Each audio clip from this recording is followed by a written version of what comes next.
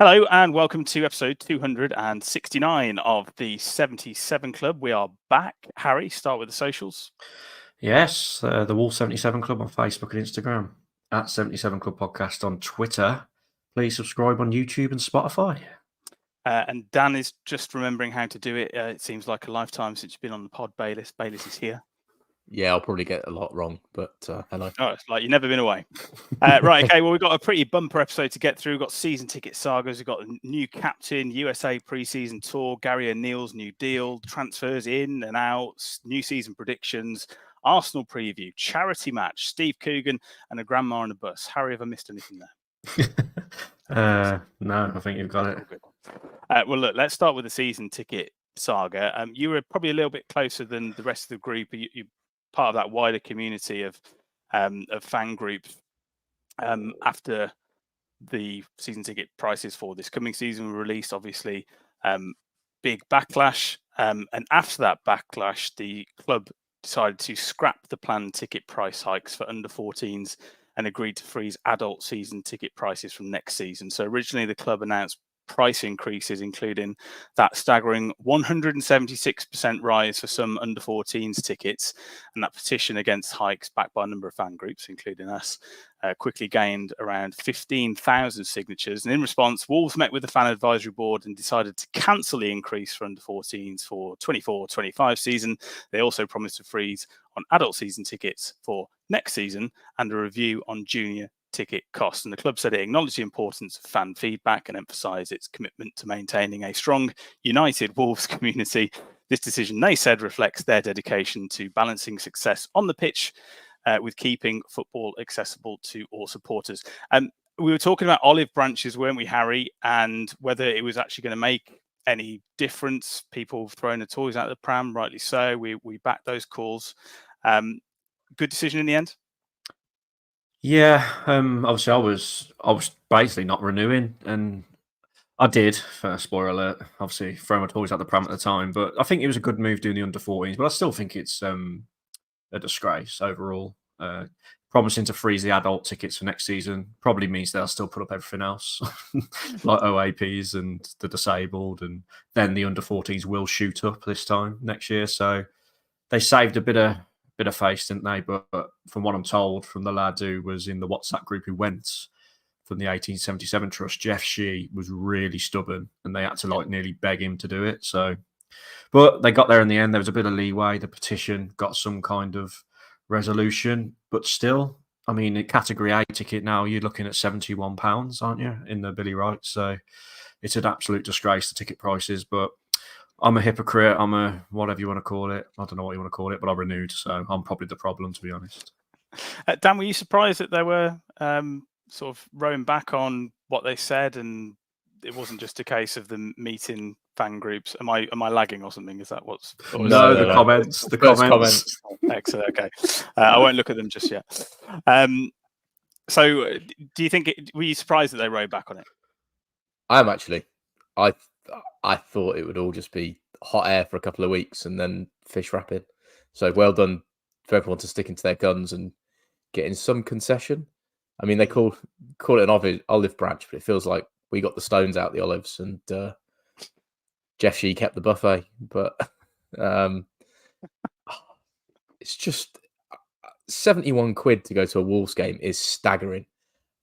And I get it. If we'd had the on-pitch success, if we'd have done a couple of back-to-back Europes or followed it up with a big cup run, or we'd spent some money and, we're going into the new season buoyed with a big squad ready to attack the league, you'd sort of get it. I think it'd take the edge off a little bit. It still stings. It's still a lot of money to pay for, at the end of the day, what is a traditional working class background football club. Yeah, it's still not great, in my opinion. They're milking a cash cow at the moment, especially what we're seeing going out of the club. I do wonder where this is leading to.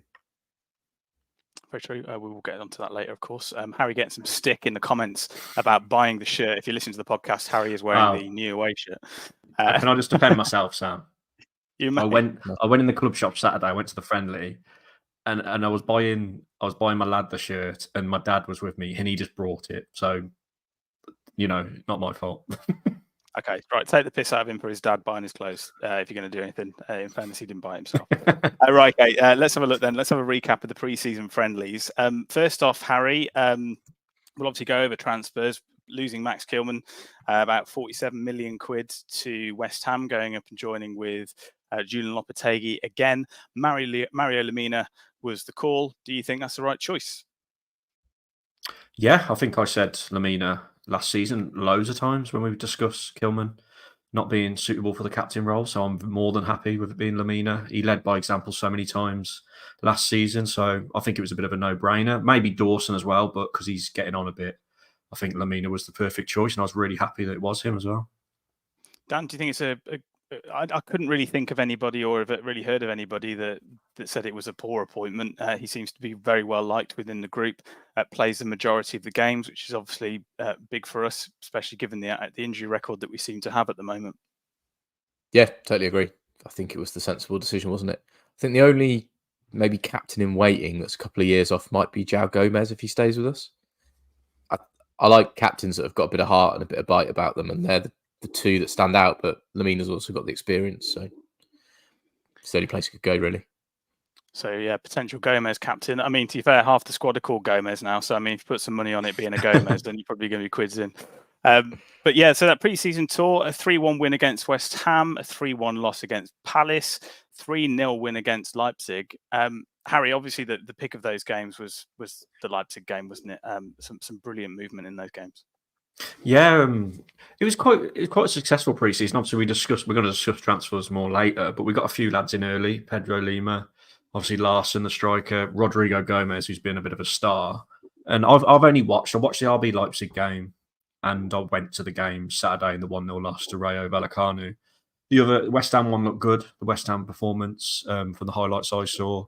RB's Leipzig game was really good. We played so well, like very good football. We all saw the clip of the last goal, the move, and Rodrigo Gomes putting it away. But then Saturday, I don't know if they were just jet lagged a bit. I mean, I think a lot of Wolves fans have overreacted, but it was a really poor performance against a team that came 16th in La Liga last year. They sat back a lot. We started off well, first 10 minutes, they score. And it was a bit like in seasons gone by, we just couldn't break them down. Rodrigo Gomes was probably the live wire, the one who looked most likely, but then some of his decisions were a bit off on the day on Saturday. But I think it was just a bit of an off day. They're a bit jet lagged from the USA tour, and the La Liga side defended well. So I won't look into that too much, although I do worry about the back four, but I'm sure that's something else we'll get onto when we talk about Arsenal later. Dan, I know we don't read too much into the actual results during pre-season, but I think probably compared to previous years, I'd say it's pretty strong opposition to be playing against. Obviously, largely, 50% of those games against Premier League opposition teams are going to be playing this coming year. In different performances, you probably say, obviously 3-1 against West Ham and then the opposite scoreline against Palace. What did you think of those? And was there made a little bit sweeter that Max Kilman has 45 minutes and Lopetegui loses to Wolves? You're quite right in what you first said. Don't really look too much into pre-season friendlies. That said, it seems like a very Wolves set of results. Played really well, beaten a good side, played really badly, lost to an all right side, up, down, left, right. It makes it really hard to predict where we're going this season. And also, we're sort of in the middle of a transfer wave where the outgoings have gone, young talents come in, and we haven't filled the gaps yet. So I think we'll probably end up going into this, but our season is on a bit of a knife edge as I see it. And I can't really call it at the moment. I mean, the pessimist in me goes, those sets of results and how we're playing could be relegation contenders. And then you watch another bit and you think, if Wolves string it together and get the right 2 or 3 bodies in, push for top half, it may be a little bit better, a bit of a cut run. So this is probably the most difficult pre-season show we've done. Very true. Some good points in there. Harry, we have come out of it pretty much unscathed. I think Cunha was the only one that sort of missed a little bit of pre-season due to injury. It looks like he's going to be back training this week and should be available for Arsenal. There was bad news, though, for the youngster Enzo Gonzalez, who was on the bench, of course, against Liverpool last game of last season. So suffered a knee injury at the Olympics of Paraguay. So he's set for a lengthy spell on the sidelines after reportedly rupturing his ACL. So that's looking like 6 months out, which is is not great. And as well, given his age, you just think possibly problems down the line. Yeah, that was a bad one for him. We've had a few players, haven't we, now, with the ACL injuries. It's like a curse on our club. But the other one is our Dawson. He's had a bit of a knock through pre-season. He hasn't featured at all, I don't think. Well, he didn't come on against RB Leipzig. Didn't feature against Rayo Vallecano. And I don't know if he'll play against Arsenal. So he's carrying some kind of knock. Obviously, Cunha, it's a shame for him, really, isn't it? Because he got a goal, didn't he? Was it the West Ham game? And yeah, and again, his hamstring, that's something he struggled with last year. So I hope that's not a recurring theme, because he's going to be vital for our season, especially now Neto's gone. Yep. But it's just hope we could have been worse, couldn't it? We could have had a lot more injuries in pre-season. Hopefully Dawson and Cunha can be fit and be available for Saturday. Let's have a look at those squad updates then. We'll have a discussion now on the sale of Pedro Neto to Chelsea. It's a record £54 million deal, which is roughly 67,000 season tickets in the Steve Ball, which just shows you how ridiculous these conversations about season tickets are. But there you go. He's the 35th signing under Todd Bowley. He's the 48th player to join the Chelsea squad roster. It's just ridiculous. Harry, is it a good move? I think Matt Hobbs came out and said it's probably right for him. It's certainly right for the club. Yeah, it's similar to the Kilman one with both. I've been slightly shocked. I didn't think Kilman was going to go, and when he did, but at the time I was happy with the fee and thought fair enough, because he had a bit of a dodgy end to the season. The Neto one, just because of his injury record, I thought we were going to keep him for another season. I thought he was going to stay. He come on against Leipzig, looked really sharp, like really good. And then, out of nowhere, I didn't expect it to be Chelsea. I thought it would be like City or someone, or Man U, or I just didn't expect it to be Chelsea. As you mentioned, they got so many players. I just couldn't see it coming. And the fee, although we discussed a lot last year saying we won around the £80 million mark, I think because of his injury record and the amount of games he's missed, I think it's a fair deal all round. And there's been rumours that he was crying at the training ground, and he put that really nice message out on Instagram. It's a really good part in the ways, and we're going to see him, aren't we, in a couple of weeks' time. He's coming back to Molineux with Chelsea, so hopefully he don't score. But fantastic player, some great memories. But I don't feel as bad as I did when Jota went. I don't know why, but I think it was the right move all round. It's about time, because he's been linked away like the last few years, hasn't he? Yeah, and Jota's a great point, because I think he's been always have niggling injuries. I think just because of the type of player that he is, he's probably missed more football than Liverpool would have liked under Klopp. Dan, good decision. I mean, is he going for the money? Is he going to potentially push on and take it to the next level? They're obviously are the Europa Conference League this year. Europa League. I think it's more the latter. Yeah. I mean, if it wasn't for his injury record, he would have left by now. I think that's inevitable. He is a top talent. Chelsea have taken a bit of a gamble, as I see it. 50-odd million for someone that might play 10 games a year, if that. So they've got to keep him fit. And Chelsea's injury record is actually woeful. It is. So weirdly, I've had this conversation this week already with a Chelsea fan. And apparently they've got one of the worst injury records in the league. So it is a bit of a weird one. But it is a bit bittersweet, because he is unreal on his day. He is a fantastic footballer. It is a bit annoying that we're not playing them sort of later on. Obviously, second game of the season, it's a very good chance that he will be available to play, Harry. I mean, if we were playing around January, he might be injured by then. Yeah, that's annoying. And you just know he's going to score or do something, don't you? And then he'll do the celebration like that, hands up, sorry, when he gets the fourth goal, and we're all walking out of Molineux. But it's mad as well, because if you think, when we played them at Stamford Bridge, he absolutely tore them apart. So obviously they were probably watching that thinking, we're signing him, because on that day, him, Cunha and Ait-Nouri just tore him a new one. So yeah, when you think about it like that, maybe it's not so surprising he's gone there. But yeah, guarantee a score. You just know it's coming. Jota scored, didn't he? One of his first visits back to Molineux for Liverpool. So it's going to happen. Yeah, Paul says every ex-player always scores against us. I remember Marsden too for QPR. Great deal, given his injury record, but a big loss also, says Barnes. And I mean, obviously sad to see him go, Bayliss, and 60 million, 54 million pounds, 60 million euros or whatever it was, is obviously a huge deal for the club. He will be a loss. How much of that cash do you think will be put back into the club? 15, 20. Oh God. Really? Yeah.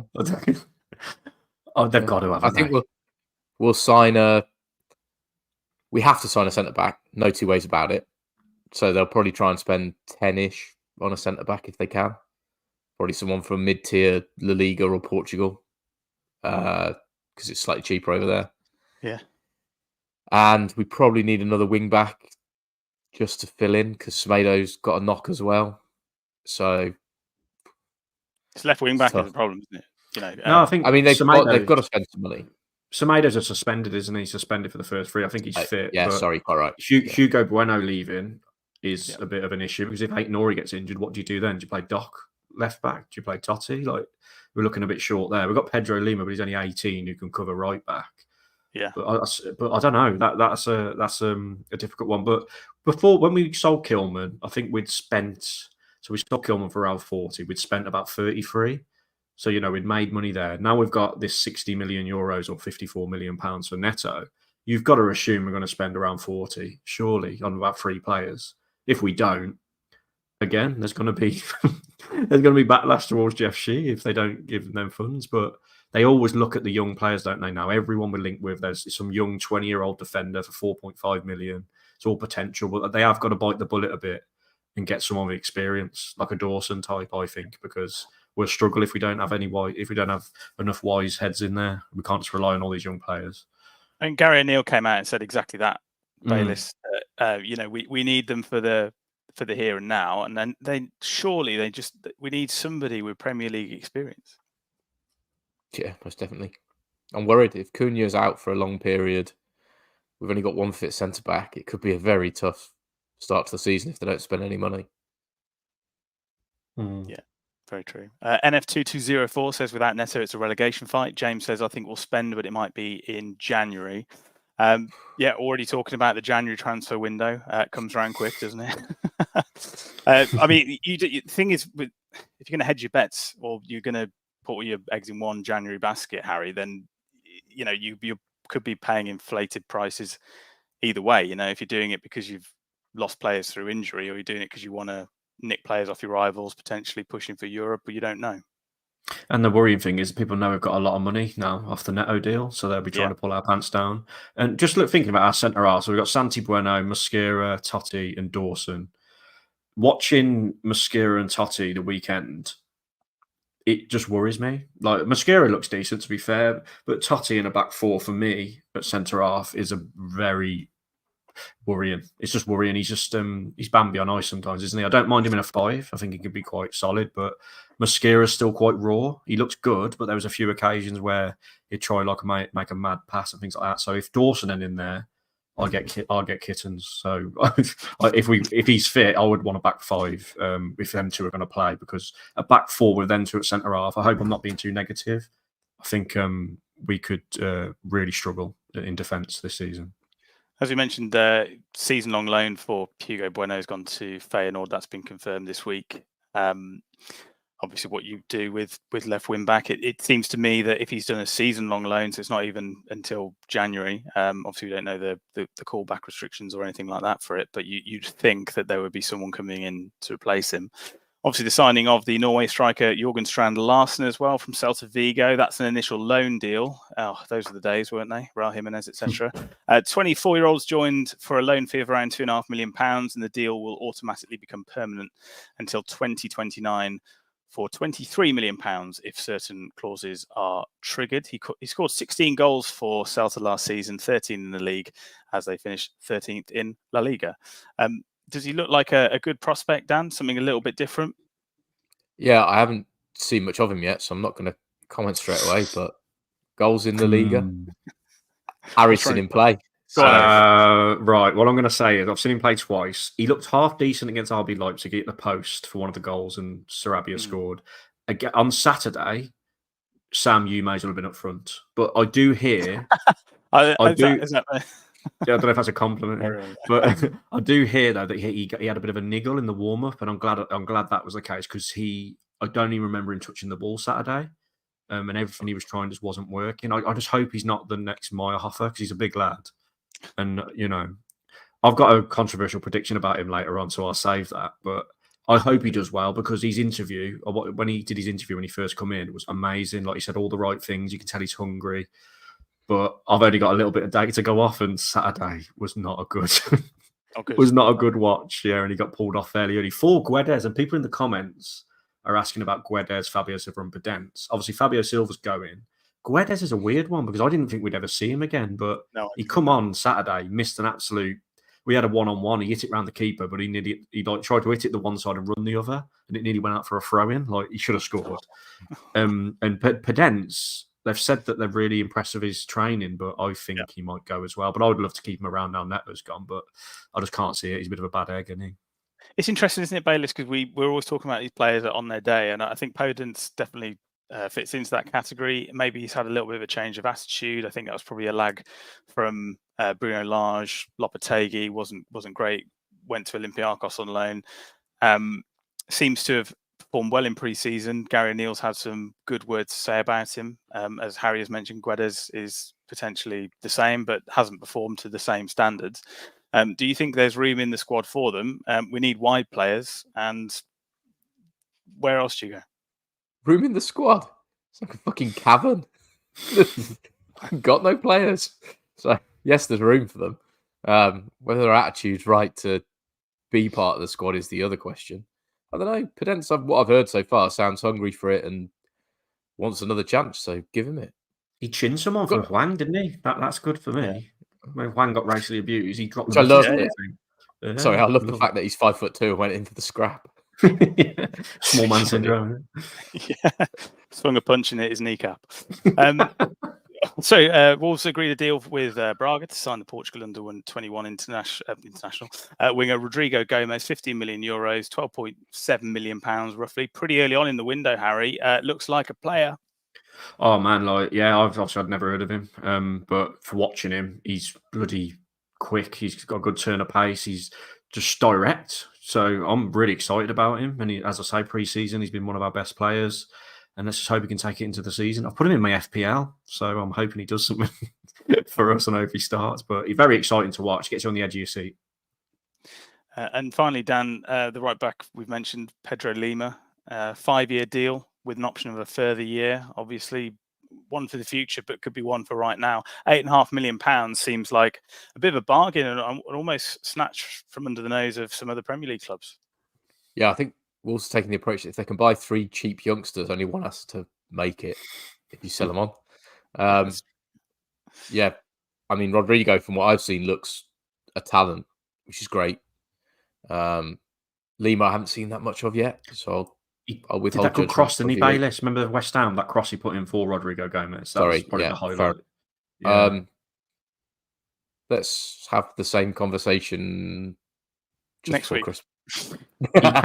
He came on Saturday, Pedro Lima, like a sub on about the 60th minute, and he got an amazing reception. Like everyone stood up, like applauding him. Like I think he's only 18, isn't he? And I think Man City wanted him, so that just shows how highly touted he is. But he does look good. But 18, it's mad, isn't it? Like if he has to start, it's a lot to ask. But he does look good. To be honest, he does.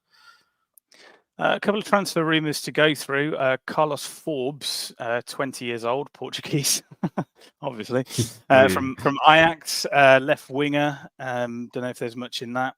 The other one that I saw today, which excited me greatly, was the potential of Wilfried Zaha. Harry has been linked today. Another return to Palace. That would be the 3rd time he's joined, potentially.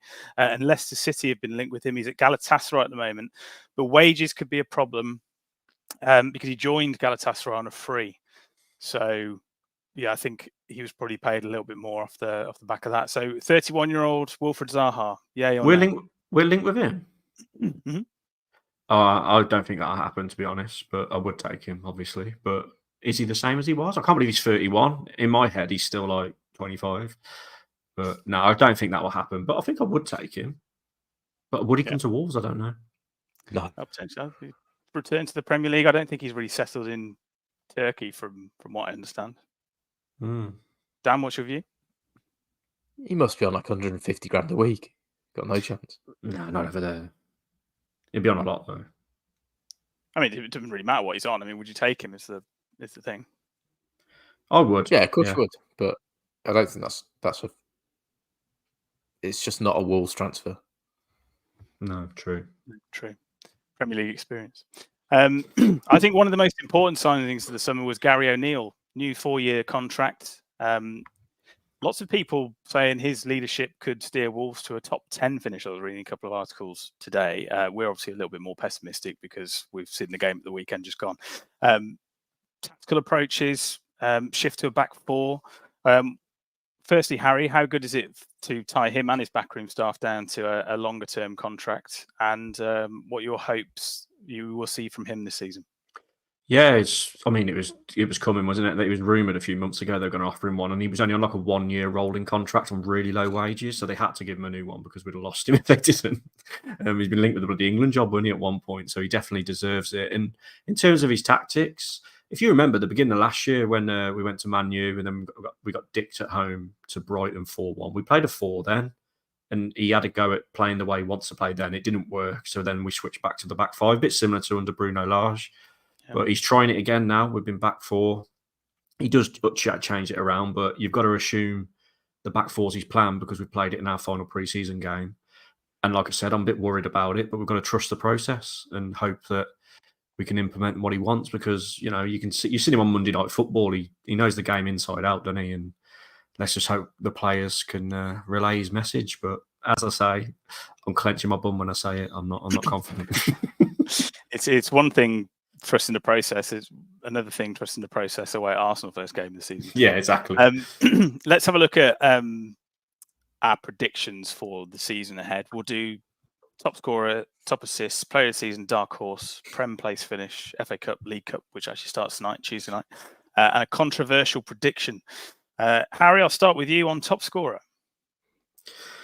Yes, I've gone a bit left field here because I know everyone's going to say the same people. I've gone for Rodrigo Gomes, top goal scorer. Just going off the data of pre-season, 3 goals. Mm-hmm. Bit of a controversial one. Baylis? With Cunha's hamstring problems, I'm going to go Hwang, top scorer. Hwang, I was going to go Hwang as well. So we have 2 Hwangs. Jack. And Jack's. I should probably call those up. Jack's not here, but we have got his predictions. That's true. Right, okay. So Jack went for top goal scorer would be Cunha. He went Cunha. Yeah. Top assist, Harry. I've actually gone Cunha for this one. Oh yeah, I think Cunha because he played just behind Larson when he might, if he's fit, might set up a few. Baylis.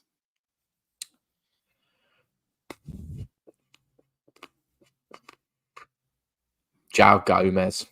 João Gomes. I'm going to go for what actually Jack's gone for, which was Rodrigo Gomes. So we have now player of the season, Harry. I've gone for João Gomes. I think João Gomes will be player of the season. Good shout. I think he showed real glimpses last year, playing for Brazil as well. I think he'll really push on. Baylis. Lemina. Yeah. No, good shout. Jack has gone for Cunha. I'm going to go Semedo.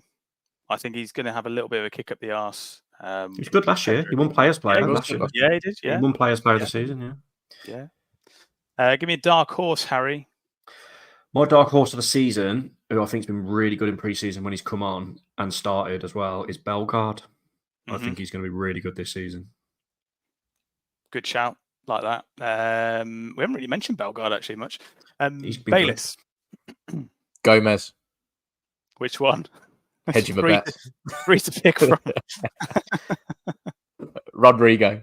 That's it, Sam, in the comments. In the comments, that's a great shout. He's been really good pre-season. He actually has, to be fair. Pablo Sarabia. Yeah, he's been good. That's a shout. I mean, would he be a dark horse? Jack's gone for Mosquera, which, I don't know. I think MLS, a little bit of La Liga. It's a hell of a step up, but I think he has the physique to be able to deal with the physicality of the Premier League, certainly.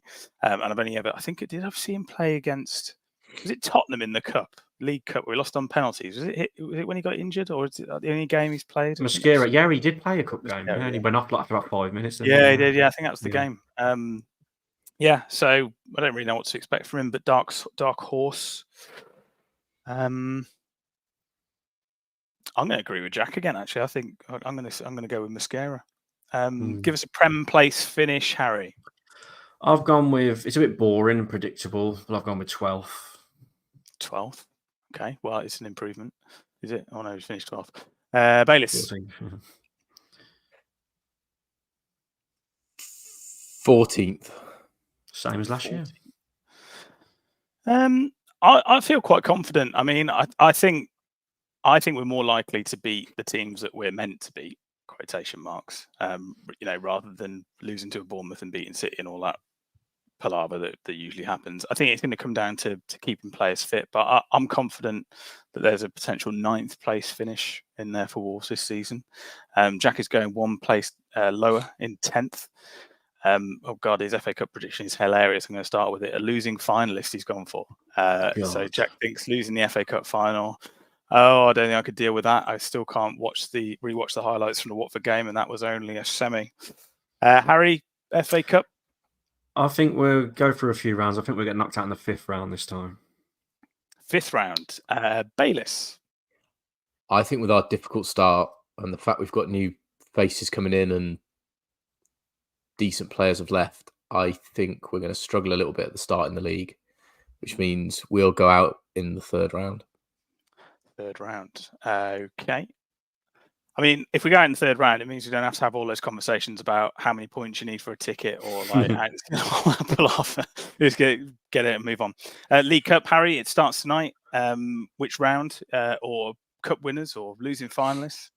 We got far, didn't we? Was it under Lopetegui we got lost to Forest? I'm gonna go quarter-final this year. I feel like we're gonna have a little run in it. Yeah, I feel like we're due one. Bayliss? I'm really not fussed in the slightest. You will if we get to Wembley, mate. You'll be buying Wembley tickets for £1,000 if we get to the final. Straight there. I wish I didn't care so much. God, this is the best thing ever. The round before the quarterfinals, whatever number that ends up at is in this. Is it 5th or 4th? Yeah. Jack thinks round 3. I'm gonna go same as you, Harry. I think quarters. So you've got a top half finish. Yeah. Jack thinks we're going to get to Wembley. Yeah. Fucking hell. Well, you should hear his controversial prediction. Harry, we'll hear yours first. Here's your first. Yeah, my controversial prediction, I alluded to it earlier. So Larson, I'm going to predict that Larson will get less than 5 league goals this season. Ooh, it means fewer. Bayliss?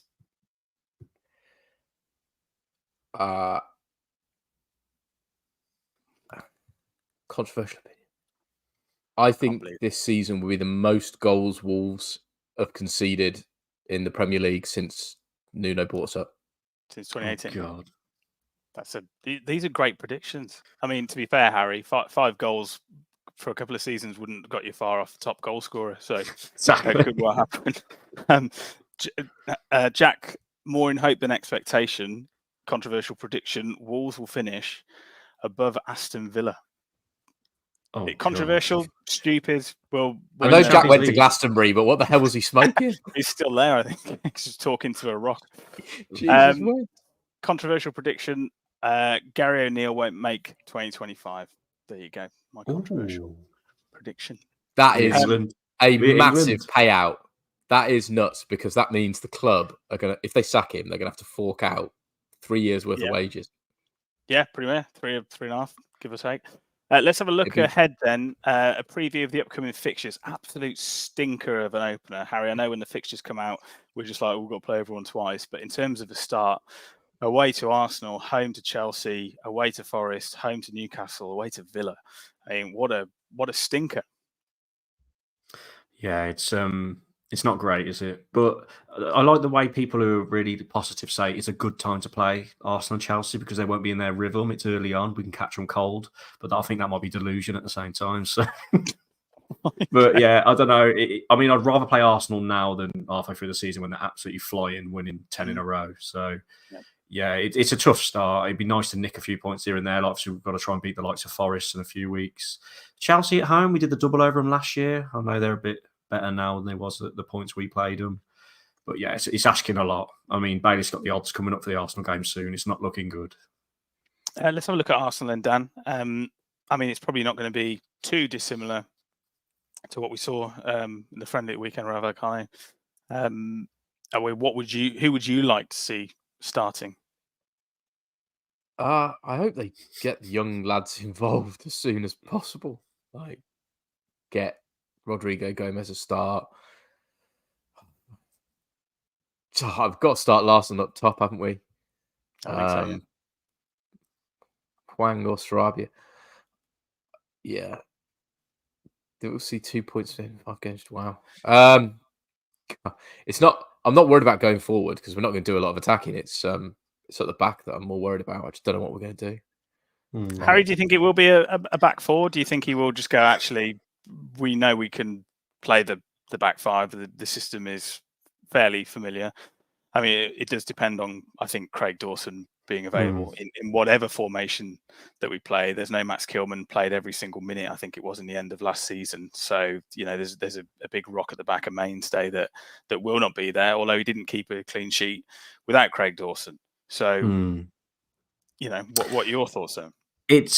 It'll be brave from O'Neill to go for a 4. I mean, I'm not, Gary O'Neill's going to make the choice he makes. He's way more qualified than us. But if he goes with a back 4, I'll be shocked. It'd be brave. We went with a back 4 at Wait United last year, though, and we only lost 1-0, and we played them off the park. So if we do something like that, but I think because we played a back 4 in our last friendly, that's probably what it will be, and especially with Dawson with his lack of fitness. So we're going to see Mosquera and Totti trying to, I think they've got Havertz, Gabriel Jesus, and all that up there. He's going to be, oh God, yeah. I mean, Aït-Nouri hopefully can mark Saka a bit.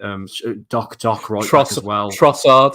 Yeah, oh my Lord. Doc at right back gives me Odegaard. The Semedo's suspended, but it would be a 4-2-3-1. You've got to go off what the friendly was. Obviously, Gomes and Lemina in midfield.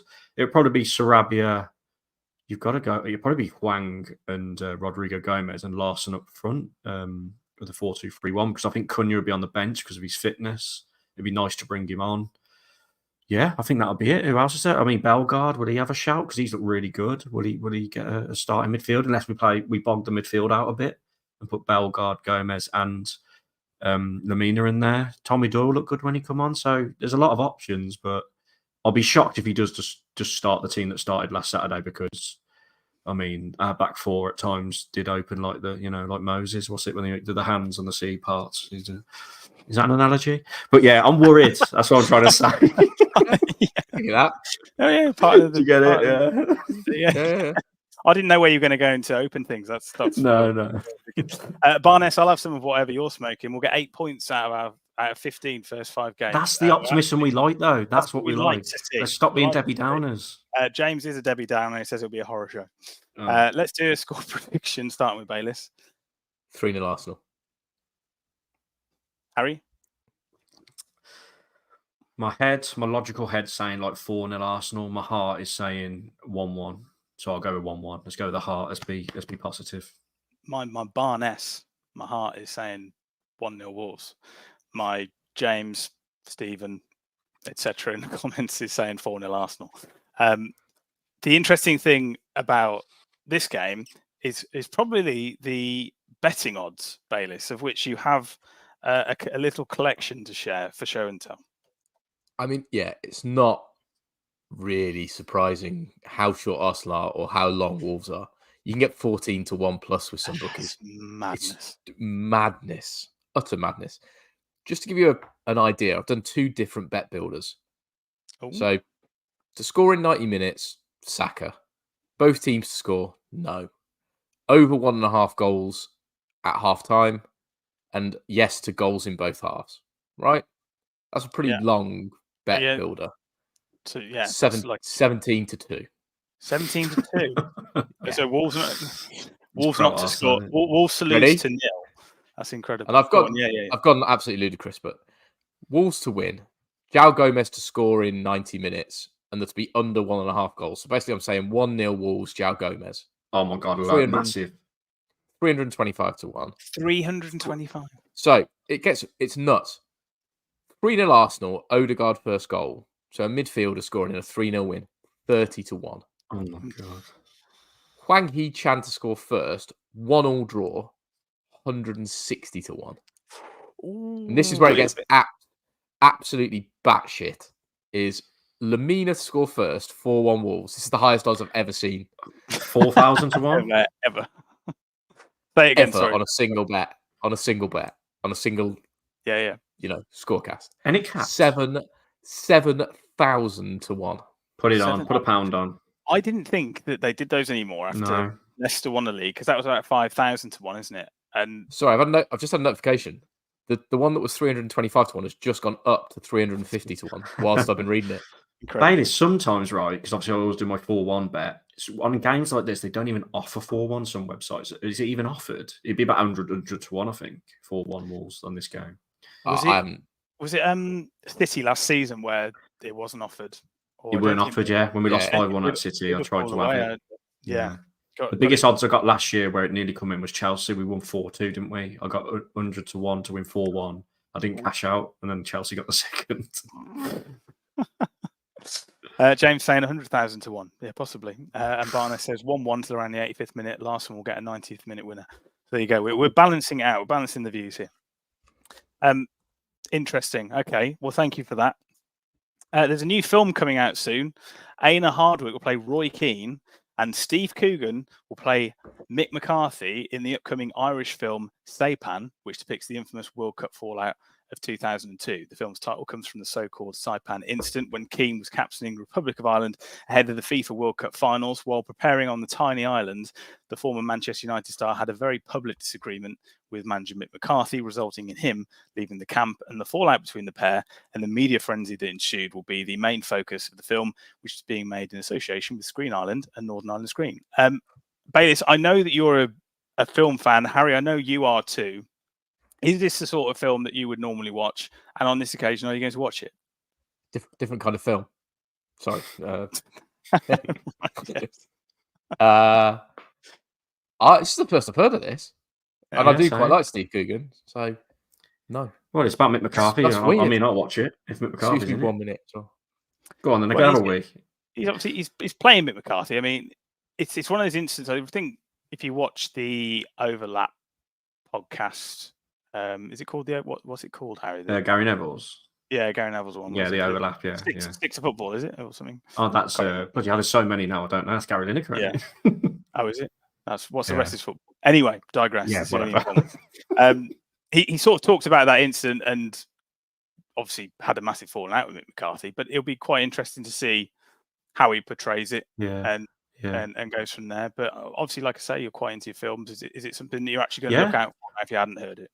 I'll watch it, definitely. And I remember the massive game when he was Sunderland manager and they first met, and it was loads of press at Molineux. That's it. Yes, I knew there was a Wolves connection. Yeah. There was. I remember going to that. I think I was at the season in the South Bank back then. Jamel Johnson scored an absolute screamer for Wolves that day. Yes, he did. Sunderland went 1-0 up, I think. Steam rat. I always remember it because I remember thinking I've never seen so much press around a dugout for when he walked out to shake Mick McCarthy's hand, because it was like mid-2000s, so it weren't that long after the 2002 World Cup, was it? So, I suppose that'd be in the film, I guess. Yeah. Well, yeah. So we'll look forward to that. There was a story that I saw. It's not massively football related, but old woman in football boots on a bus.